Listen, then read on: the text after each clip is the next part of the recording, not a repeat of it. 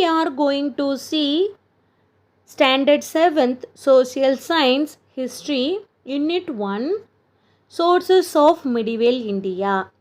So medieval இந்தியாவோட ஹிஸ்ட்ரியை பற்றி நம்ம தெரிஞ்சுக்கணும் அப்படின்னா நிறைய சோர்ஸஸ் அவைலபிளாக இருக்குது. Like material sources and literary ஒர்க்ஸ்ன்னு சொல்லிட்டு நிறையா இருக்குது. ஸோ அது என்னன்னு சொல்லிட்டு பார்க்கலாம். Learning objectives, sources of the study of medieval India, temples, mosque, tombs, palaces and ports as important sources, literary and inscriptional text, accounts of Arab and Turkish travelers. Okay, introduction.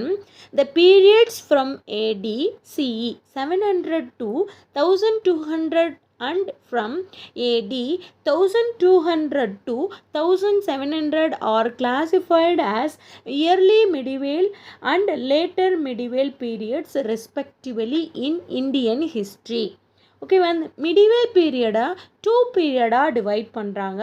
ஒன்று early medieval period and then later medieval பீரியட்னு சொல்லிட்டு divide பண்ணுறாங்க. இந்த yearly medieval period எந்த இயர்லேருந்து எந்த year வரலும் அப்படின்னா 700 AD to 1200. AD அப்படின்னா ஆனோ டாமினி, அதை வந்துட்டு காமன் எரா சின்னு கூட சொல்லலாம். லேட்டர் மிடிவல் பீரியட் அப்படின்னா 1200 to 1700. Next, numerous and varied sources are fortunately available to the historians engaging in the study of medieval India. So இந்த மிடிவல் இந்தியாவை பற்றி நம்ம ஸ்டடி பண்ணோம் அப்படின்னா நிறைய நம்பர் ஆஃப் சோர்ஸஸ் வந்துட்டு அவைலபிளாக இருக்குது. Added to the information that can be cleaned means take or obtained from inscriptions, monuments and coins or accounts left by Arab, Persian and Turkish chroniclers. chroniclers அப்படின்னா என்னென்னா records, அதாவது நிறைய information வந்து இருக்குது. Like inscription, monuments, coins, இது மட்டும் இல்லாமல் so அராப்பு, பெர்சியனு, டர்க்கீஸோட ரெக்கார்ட்ஸும் வந்துட்டு நிறைய இன்ஃபர்மேஷன் நம்மளுக்கு கொடுக்குது. These accounts are rich in detail and have given first-hand information on the life of king, though they provide very little information on the life of the common people. இந்த sources எல்லாமே வந்துட்டு கிங்ஸோட லைஃப்பை பற்றி தெரிஞ்சுக்கிறதுக்கான ஒரு ஃபர்ஸ்ட் ஹேண்ட் இன்ஃபர்மேஷனாகவும் and then common பீப்புளை பற்றி தெரிஞ்சுக்கிறதுக்கு கொஞ்சம் இன்ஃபர்மேஷனை தான் இது ப்ரொவைட் பண்ணுது. The options of the courtiers and chroniclers are often one-sided, written in a hyperbolic language, exaggerate ரொம்ப புகழ்ந்து சொல்கிறது. The king's achievements, ஆக்சுவலாக வந்துட்டு ஒரு தலைப்பட்சமாக வந்துட்டு ரொம்ப புகழ்ந்து கிங்ஸோட அச்சீவ்மெண்ட்ஸாகவும் இந்த கோர்ட்டியர்ஸும் அண்ட் தென் இந்த ரெக்கார்ட்ஸும் வந்துட்டு இருக்குது அப்படின்னு சொல்கிறாங்க. Let us now explore the various sources available for the study of the history of medieval India. So இந்த மிடிவல் இந்தியாவோட ஹிஸ்ட்ரியை பற்றி நம்ம ஸ்டடி பண்ணோம் அப்படின்னா நிறைய சோர்ஸஸ் அவைலபிளாக இருக்குது. அது என்னென்னு சொல்லிட்டு வாங்க பார்க்கலாம். Do you know the famous words of Coffee Khan, a courtier of Emperor Aurangzeb? Emperor அவுரங்கசீப்போட கோர்ட்டியர் வந்து யார் அப்படின்னா காஃபி கான். இவர் வந்துட்டு ஒரு ஃபேமஸான வேர்ட்ஸை வந்து சொல்கிறாரு. அவர் என்ன சொல்கிறாருன்னு சொல்லிட்டு பார்க்கலாம். He says it is the duty of an historian to be faithful, to have no hope of profit, no fear of injury, to show no partiality on one side or animosity on the other, to know no difference between friend and stranger, and to write nothing but with sincerity. ஒரு historian அப்படின்னா எப்படி இருக்கணும் அப்படின்னா எந்த ஒரு ப்ராஃபிட்டையும் வந்துட்டு நம்பக்கூடாது, இன்ஜுரிக்கு வந்துட்டு பயப்படக்கூடாது, பார்ஷியாலிட்டி காமிக்கக்கூடாது, ஒன் சைடாக இருக்கக்கூடாது, அனிமாசிட்டி அப்படின்னா ஆங்கர், எப்போவுமே வந்துட்டு கோவப்படக்கூடாது. ஸோ ஃப்ரெண்டுக்கும் ஸ்ட்ரேஞ்சருக்கும் எந்த ஒரு டிஃப்ரென்ஸும் இருக்கக்கூடாது, போத் ஆர் ஈக்குவல் தான். ஸோ எப்பயுமே வந்துட்டு சின்சியாரிட்டியோட ட்ரூத்தை வந்து ரைட் பண்ணோம் அப்படின்னு சொல்லிட்டு சொல்கிறாரு. இதுதான் வந்து ஒரு ஹிஸ்டோரியனோட கடமை அப்படின்னு சொல்லிட்டு சொல்கிறாரு. Next sources. Sources are the supporting materials, documents or records in the form of evidence that help to reconstruct the past. நம்ம வந்து பாஸ்டில் போயிட்டு என்ன நடந்துச்சுன்னு நம்மளால் பார்க்க முடியாது, நம்மக்கிட்ட டைம் மிஷின்லாம் கிடையாது. ஆனால் பாஸ்ட்டை பற்றி நம்ம தெரிஞ்சுக்கிறதுக்கு நிறைய எவிடன்ஸ் மூலமாக வந்துட்டு நம்மளால் பாஸ்டில் எப்படி இருந்திருக்கும் அப்படின்னு சொல்லிட்டு தெரிஞ்சுக்க முடியும். இந்த மெட்டீரியல்ஸ்லாம் நம்மளுக்கு சப்போர்ட் பண்ணுது. மெட்டீரியல்ஸும் டாக்குமெண்ட்ஸும் வந்துட்டு நம்மளுக்கு சப்போர்ட் பண்ணுது. ஃபாஸ்ட்டை வந்து எப்படி இருந்திருக்கும் அப்படின்னு நம்மளுக்கு தெரிஞ்சுக்கிறதுக்காக. Classification of sources, two sources, ஒன்று primary sources, another one secondary sources. We examine the details of political, economic and socio-cultural developments with the aid of sources. So actually pastல எப்படி political இருந்தது, economic development எப்படி இருந்தது, socio-cultural development இருந்தது, எப்படி இருந்தது நம்ம தெரிஞ்சுக்கிறதுக்கு இந்த sources தான் நம்மளுக்கு ஒரு எய்டாக வந்துட்டு இருக்குது. Primary sources: inscription, monuments and coins and the information available in them. So primary sources அப்படின்னா inscriptions, monuments, coins தான் நம்ம primary sourcesன்னு சொல்கிறோம். secondary sources அப்படின்னா literary works, chroniclesன்னு சொன்னலையா, ரெக்கார்ட்ஸு, ட்ராவலாக்ஸ்.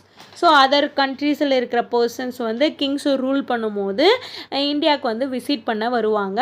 ஸோ அவங்க வந்துட்டு ரைட் பண்ணி வைப்பாங்க இல்லையா. ஸோ அதுதான் ட்ராவலாக்ஸ். பயோகிராஃபிஸ் அப்படின்னா ஒரு கிங்கை பற்றி அனதர் பர்சன் வந்துட்டு ரைட் பண்ணுறது பயோகிராஃபிஸ்.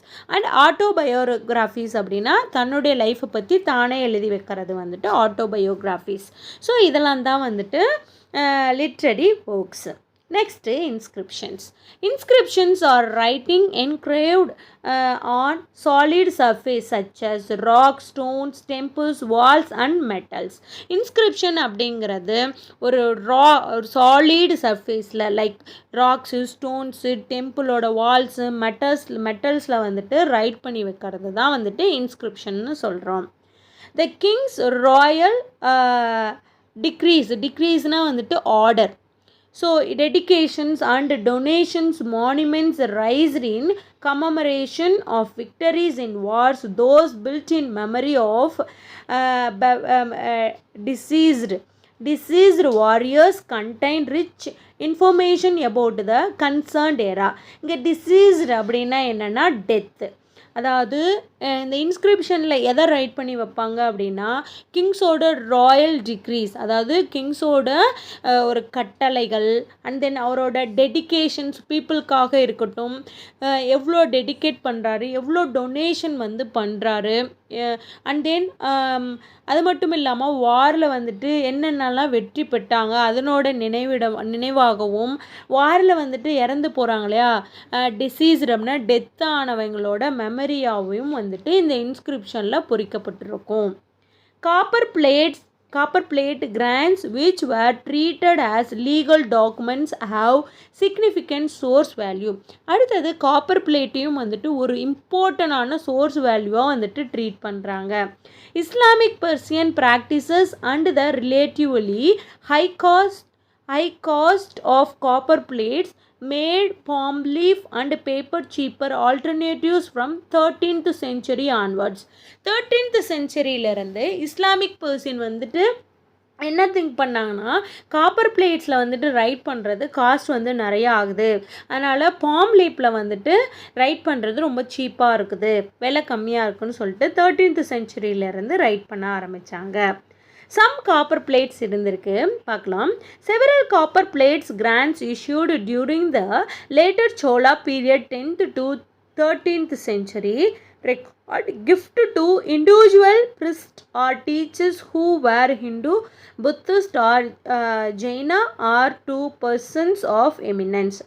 Some copper plates வந்து இஷ்யூ பண்ணியிருக்காங்க later Chola period like 10th to 13th centuryயில் வந்துட்டு காப்பர் பிளேட் வந்துட்டு இஷ்யூ பண்ணியிருக்காங்க. அந்த காப்பர் பிளேட்டில் என்ன ரைட் பண்ணியிருக்காங்க அப்படின்னா ஆக்சுவலாக வந்துட்டு இது கிஃப்ட் கொடுத்துருக்காங்க.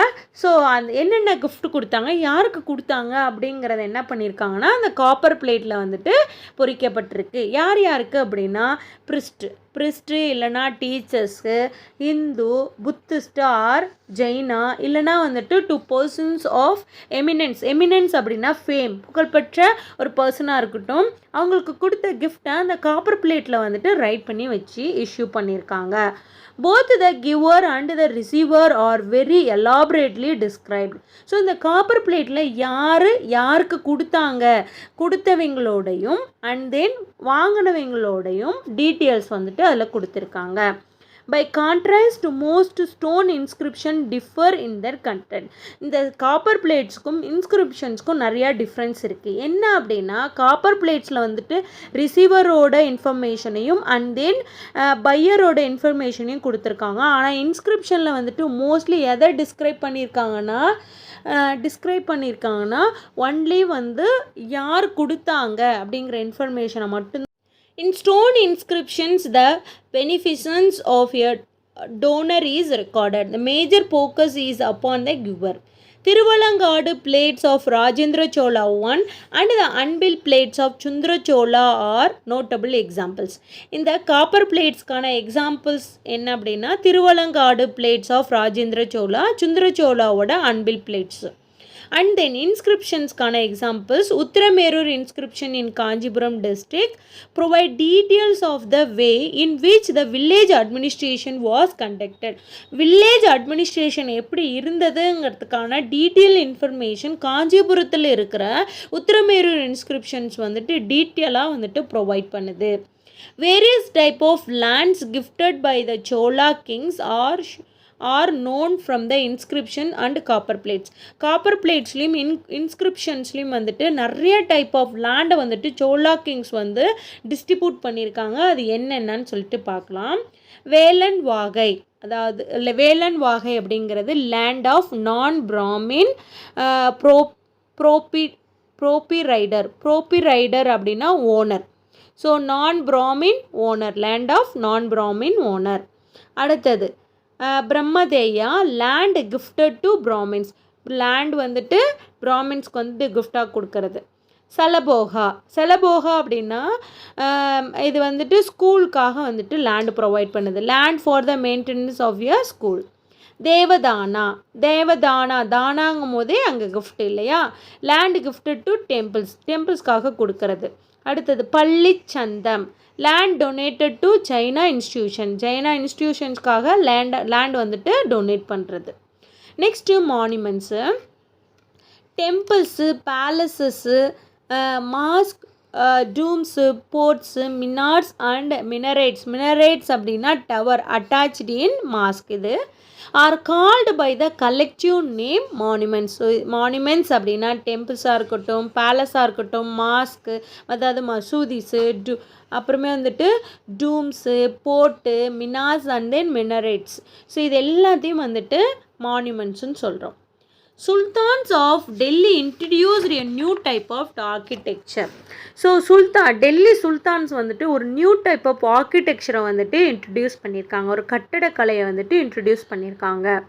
The monuments they built had arches, டோம்ஸ்னால் ஆக்சுவலாக வந்துட்டு இந்த மசூதிலாம் உள்ளே என்ட்ரானோம் அப்படின்னா ஒரு மாடக்குழி, அதாவது நம்ம பார்த்தோம் அப்படின்னா உள்ள குழி மாதிரி அப்படியே கோபுரம் தான் இருக்கும் இல்லையா, அதுதான் Doms.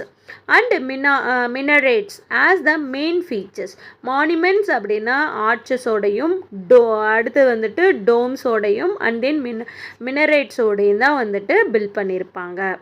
The inscriptions in these monuments contain rich information which can be used to construct history.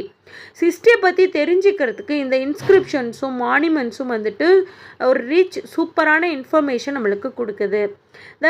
The மிடிவெல் Khajuraho monuments மத்திய பிரதேஷில் இருக்குது. அண்ட் தென் டெம்பிள்ஸ் கொனாக்கில் இருக்கிற டெம்பிள்ஸ் ஒடிசாவில் இருக்குது. தில்வாரா வந்துட்டு மவுண்ட் அபு ராஜஸ்தானில் இருக்குது.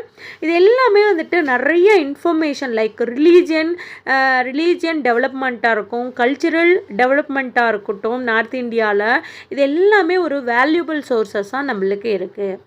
Temples in Tanjavur, Pragadishwara, Gangaikonda Cholapuram and Dharasuram symbolize the magnificent structures the later Cholas built in Tamil Nadu. தமிழ்நாட்டில் later Cholas வந்து எதெல்லாம் பில்ட் பண்ணியிருக்காங்க, ஸோ அவங்களோட கிங்ஷிப்பை சிம்பாலிஸாக வந்துட்டு இந்த ஸ்ட்ரக்சர்ஸ் எல்லாம் கொடுக்குது, ஒரு இம்பார்ட்டண்ட் இன்ஃபர்மேஷனை கொடுக்குது அப்படின்னு சொல்கிறோம். லைக் எங்கெங்கே அப்படின்னா தஞ்சாவூர் பிரகதீஸ்வரர் டெம்பிள், கங்கை கொண்ட சோழபுரம் அண்டு தாராசுரம், இது எல்லாமே வந்துட்டு லேட்டர் சோழா பீரியட்ஸில் பில்ட் பண்ணது. So Vitthala and Virupaksha temples and Hampi similarly speak of the contributions of Vijayanagara rulers. So Vijayanagara ரூலர்ஸோட கான்ட்ரிபியூஷன்ஸ் எவ்வளோ இருந்திருக்கு அப்படிங்கிறத தெரிவிக்கிறதுக்கு ஹம்பியில் இருக்கிற வித்தகலா அண்டு விருபாக்ஷா டெம்பிள்ஸ் வந்து ஷோ பண்ணுது. நெக்ஸ்ட் வந்துட்டு குவத் உல் இஸ்லாம் மாசிட், மோத்ஹி மாசிட், ஜமா மாசிட், பதேப்பூர், சிக்ரா தர்கா, இது எல்லாமே வந்துட்டு டெல்லியை சுற்றி தான் இருக்குது. அண்ட் சார்மினார் ஹைதராபாத்தில் இருக்குது.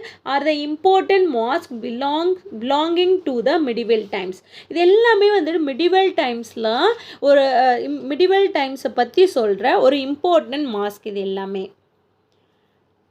Next the boards. அடுத்து வந்துட்டு இப்போது நம்ம என்னென்ன பார்த்தோம், மானுமெண்ட்ஸில் ஃபஸ்ட்டு என்ன மானுமெண்ட்ஸில் பேலசஸ் பார்த்தோம், டெம்பிள்ஸ் பார்த்தோம், மசூதிஸ் பார்த்தோம். நெக்ஸ்ட் வந்துட்டு போர்ட் வந்து பார்க்குறோம். The forts of historical importance are Agra fort, Chittor fort, Gwalior fort and Delhi red fort, as well as ports of Daulatabad, Aurangabad and Firoza Kotla, Delhi. இது எல்லாமே வந்துட்டு போர்ட்ஸு. நெக்ஸ்ட்டு பேலசஸ்ஸு.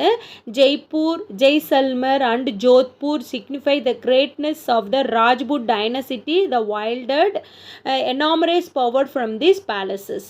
ஸோ ஜெய்ப்பூரில், ஜெய்சல்மரில், ஜோத்பூரில் இருக்கிற பேலசஸ் எல்லாமே ராஜ்புட் டைனசிட்டியை வந்துட்டு அவங்களோட புகழில் வந்துட்டு சிம்பாலிஸாக சொல்கிற மாதிரி இந்த பேலசஸ் வந்து ரொம்ப பவர்ஃபுல்லாக வந்துட்டு இருக்குது.